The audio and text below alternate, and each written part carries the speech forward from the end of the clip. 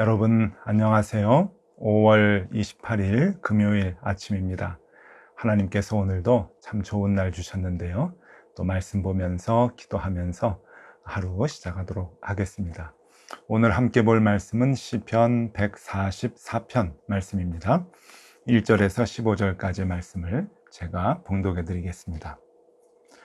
나의 반석이신 여호와를 찬송하리로다. 그가 내 손을 가르쳐 싸우게 하시며 손가락을 가르쳐 전쟁하게 하시는도다. 여호와는 나의 사랑이시요 나의 요새시요 나의 산성이시요 나를 건지시는 이시요 나의 방패이시니 내가 그에게 피하였고 그가 내 백성을 내게 복종하게 하셨나이다. 여호와여, 사람이 무엇이기에 주께서 그를 알아주시며 인생이 무엇이기에 그를 생각하시나이까. 사람은 헛것 같고 그의 날은 지나가는 그림자 같으니이다. 여호와여, 주의 하늘을 들이우고 강림하시며 산들에 접촉하사 연기를 내게 하소서. 번개를 번쩍이사 원수들을 흩으시며 주의 화살을 쏘아 그들을 무찌르소서. 위에서부터 주의 손을 펴사 나를 큰 물과 이방인의 손에서 구하여 건지소서. 그들의 입은 거짓을 말하며 그들의 오른손은 거짓의 오른손이니이다. 하나님이여, 내가 주께 새 노래로 노래하며 10줄 비파로 주를 찬양하리이다. 주는 왕들에게 구원을 베푸시는 자시요 그의 종 다윗을 해하려는 칼에서 구하시는 자시니이다. 이방인의 손에서 나를 구하여 건지소서. 그들의 입은 거짓을 말하며 그 오른손은 거짓의 오른손이니이다. 우리 아들들은 어리다가 장성한 나무들과 같으며 우리 딸들은 궁전의 양식대로 아름답게 다듬은 모퉁이 돌과 같으며 우리의 곳간에는 백곡이 가득하며 우리의 양은 들에서 천천과 만만으로 번성하며 우리 수소는 무겁게 실었으며 또 우리를 침노하는 일이나 우리가 나아가 막는 일이 없으며 우리 거리에는 슬피 부르짖음이 없을진대. 이러한 백성은 복이 있나니 여호와를 자기 하나님으로 삼는 백성은 복이 있도다. 아멘. 네, 오늘은 시편 144편의 말씀입니다. 역시 시편 142편과 143편 그리고 144편 다 이어지는 그런 그 내용이라고 볼 수가 있는데요. 특별히 다윗이 어려움 가운데서도 전쟁 중에 기록한 시로 유명합니다. 그러니까 전쟁을 생각하고 싸움을 그렇게 생각을 하고 이 시를 찬송을 쓴 것이 아니고 전쟁 중에 전쟁터에서 치열한 전쟁이 있는 그 상황 가운데서 이 시편을 쓴 것으로 그렇게 보여집니다. 참 전쟁 중에 이 시를 쓴다고 하는 것, 하나님을 찬양하고 하나님께 기도한다고 하는 것 정말 쉬운 일이 아니죠. 그런데 다윗은 그 엄청난 전쟁 중에 하나님께 찬양하고 기도하는 일을 언제나 잊지 않았던 것을 우리가 이 시편을 통해서 확인할 수 있게 됩니다. 다윗 하면은 시를 많이 쓰고 찬송도 많이 하는 것 같지만 실질적으로 그 다윗의 삶을 보면은 전쟁으로 연속된 그런 그 삶이라고 볼 수가 있죠. 왕위에 오르기 전에도 전쟁을 많이 치렀지만은 왕이 되고 난 뒤에도 다윗 하면은 죽을 때까지 전쟁 속에서 생활했던 그러한 왕으로 볼 수가 있습니다. 어떻게 보면은 전쟁이 생활화된 그러한 그 왕이라고 볼 수가 있죠. 다윗이 얼마나 많은 전쟁을 치렀는가, 그건 이루 다 횟수를 헤아릴 수는 없지만은 우리가 대체적으로 생각을 할 때 다윗은 이스라엘 영내에 사는, 그러니까 이스라엘 지역 내에 사는 모든 족속들과 전쟁을 했다고 보면 될 것이고요. 또 이스라엘과 국경을 같이 하는 그 많은 이방 민족, 이방 나라들과 모두 싸움을 한 차례 이상 했다고 생각을 하면은 틀림이 없습니다. 이스라엘 둘러싸고 있는 모든 나라들하고 이제 싸움을 했었죠. 전쟁을 치렀던 사람이고요. 또 내부적으로는 이스라엘의 그 내부의 반란도 심심치 않게 일어났던 것을 우리가 볼 수가 있습니다. 성경에 나와 있는 반란만 해도 큰 것이 이제 네 가지 설명이 되고 있죠. 처음에는 이스보셋의 반란입니다. 그러니까 사울 왕이 죽고 난 다음에 사울 왕의 아들 이스보셋이 북쪽에서 나라를 이제 세우게 됐고요. 또 우리가 잘 아는 압살롬의 반란. 압살롬은 다윗 왕의 셋째 아들이죠. 셋째 아들이 왕이 되겠다고 반란을 일으켰던 것 우리가 얼마 전까지 생각해 봤고요. 또 세바의 반란이라고 있습니다. 세바가 압살롬이 죽고 난 뒤에 불만을 가진 그러한 그 많은 백성들을 데리고 또 북쪽에서 나라를 세우고 자신이 왕이 되었다고 그렇게 선전을 했었죠. 그 세바의 반란이 있었고, 그리고 또 이제 아도니아의 반란이 나옵니다. 나중에는 아도니아는 다윗 왕의 넷째 아들인데, 이 아도니아가 이제 다윗 왕이 죽는 그 즈음에 이제 요압 장군하고 같이 나라를 세우고 왕이 되겠다고 이제 반란을 일으키는데, 이러한 그 반란들이 내부적으로도 끊임없이 일어납니다. 그러니까 다윗은 많은 전쟁을 치르는 것이 이방 나라들하고 전쟁도 치르고 이스라엘 내 다른 민족들하고 전쟁도 치르고 또 이스라엘 안에서 반역한 사람들하고 전쟁도 치르는, 그러니까 일생이 계속 전쟁으로 이어졌던 그러한 그 사람입니다. 그래서 이 다윗의 시를 보면은 시라고 하는 것이 자신이 많이 쓰는 일상 용어들이 많이 들어가게 돼 있는데, 이 다윗의 시에는 전쟁 용어들이 참 많이 들어가게 되죠. 그만큼 다윗은 이 전쟁 용어가 일상생활 용어가 된 것 같이 그렇게 전쟁을 많이 치렀던 사람이라고 볼 수가 있습니다. 오늘 1절과 2절이 그걸 얘기해 주는데요. 1절과 2절입니다. 나의 반석이신 여호와를 찬송하리로다. 그가 내 손을 가르쳐 싸우게 하시며 손가락을 가르쳐 전쟁하게 하시는도다.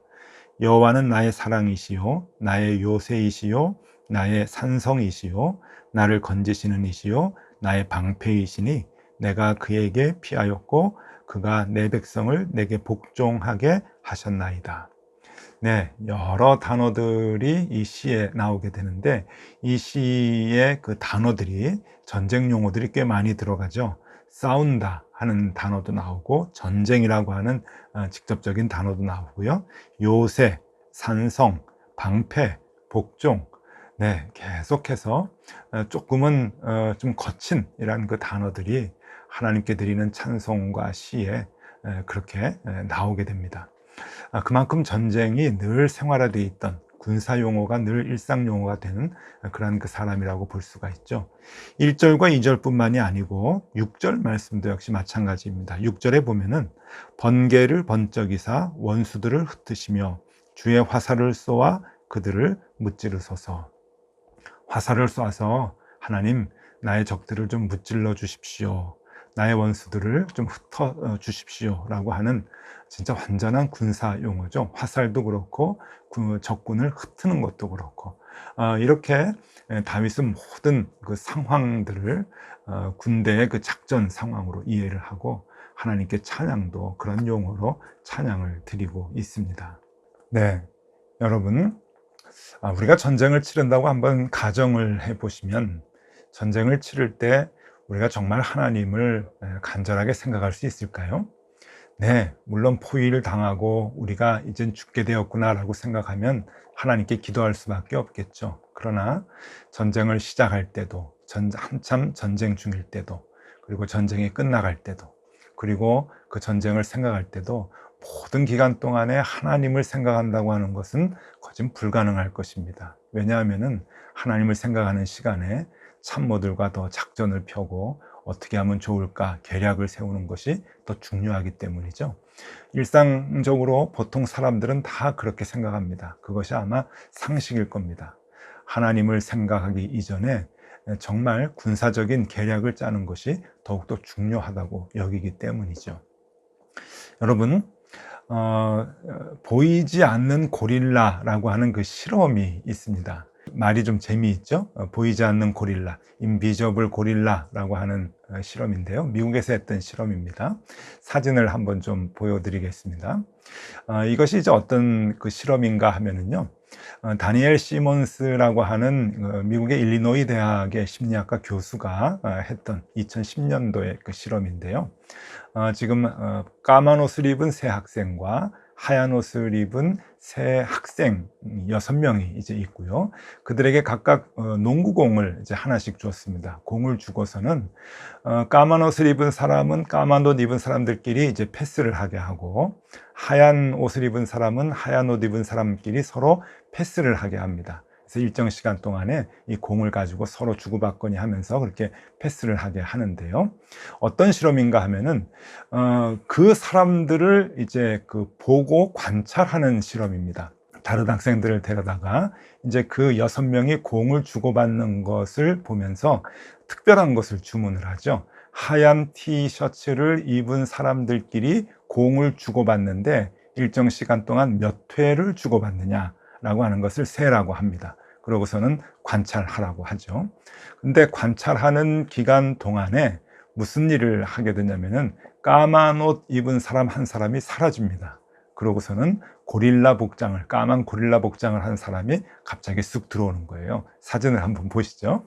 쑥 들어와 가지고 같이 그들에게 섞여 있으면서 가슴을 막 치는 고릴라 흉내를 내고, 그러고 있다가 싹 또 들어갑니다. 그럼 다시 이제 검은 이제 티셔츠를 입은 다른 사람이 다시 들어오게 되죠. 그러니까 중간에 고릴라가 들어왔다가 이제 이상한 고릴라 행동을 하고선 이제 나가게 되는데, 자, 이제 관찰 시간이 이제 다 끝나고 난 뒤에 이 하얀 옷을 입은 사람이 공을 주고받은 것이 몇 차례 있는가라고 하는 것을 물어보는 것이 아니라, 그들에게 뭘 물어보는가 하면은 중간에 고릴라를 봤느냐 못 봤느냐 하는 것을 물어보는 겁니다.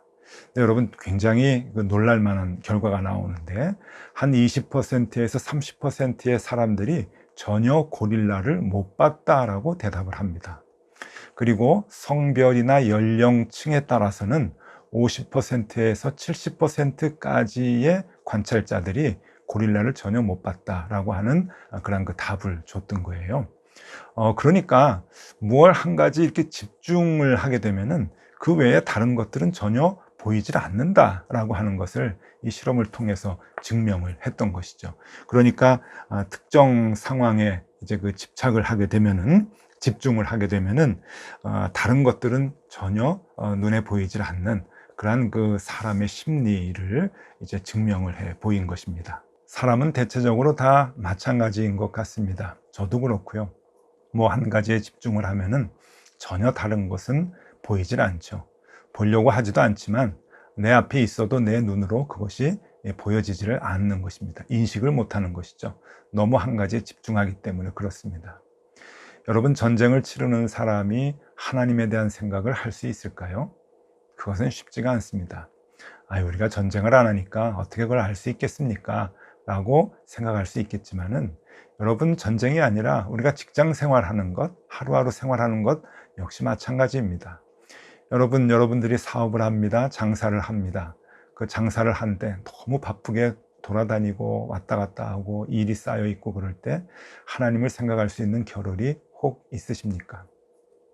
큰 일이 나서 그 일을 해결하기 위해서 동분서주하면서 그렇게 뛰어다닐 때 하나님을 생각할 여유가 있으십니까? 그 하나님이 보이십니까? 우리는 그럴 때, 정말 힘들고 어려울 때, 고통의 순간에 하나님을 보는 것이 그렇게 쉽지만은 않습니다. 하물며 전쟁의 순간에 정말 한순간순간 그 시간이 아까워서 모이고 또 머리를 짜내고 작전을 하고 함께 계획을 세워도 모자라는 시간에, 그 급박한 시간에 하나님을 생각하고 하나님을 찬양하고 하나님께 기도한다고 하는 것은 거진 불가능한 일이죠. 그리고 그 전쟁터에 하나님이 함께 계신다 할지라도 그 하나님의 임재를 본다고 하는 것은 불가능한 일일 것입니다. 그런데 다윗의 위대한 점이 바로 여기에 있었던 것이죠. 다윗은 그런 상황에 하나님을 보았다고 하는 것이고, 그런 상황에 하나님을 보려고 애를 썼다고 하는 것입니다. 요즘 우리의 상황으로 바꿔서 얘기한다고 한다면, 그렇게 직장 생활을 하면서 하루하루 생활하면서 바쁘게 돌아다니고 또 힘들고 어려운 상황 속에서 이리 뛰고 저리 뛰고 하는 그러한 매일매일의 일상생활 속에서 우리가 하나님을 보고 하나님을 찾고 내 곁에서 함께하고 계시는 그 하나님을 볼 수 있다고 하는 것, 그것은 매우 중요한 것이겠죠. 다윗이 전쟁 중에도 그렇게 하나님을 볼 수 있고 또 하나님을 보려고 노력하고 그래서 그 하나님께 기도하고 찬양했던 그러한 마음, 그 마음이 오늘 본문 9절과 10절에 나오게 됩니다. 하나님이여, 내가 주께 새 노래로 노래하며 10줄 비파로 주를 찬양하리이다. 주는 왕들에게 구원을 베푸시는 자시요 그의 종 다윗을 그 해하려는 칼에서 구하시는 자신이다. 여러분, 전쟁 중에 어떻게 새 노래를 지어서 하나님께 부를 수 있겠습니까? 전쟁 중에 그 전장에서 어떻게 10줄 비파로 주를 찬양할 수 있겠습니까? 그런데 다윗은 그 정신줄을 놓지 않았습니다.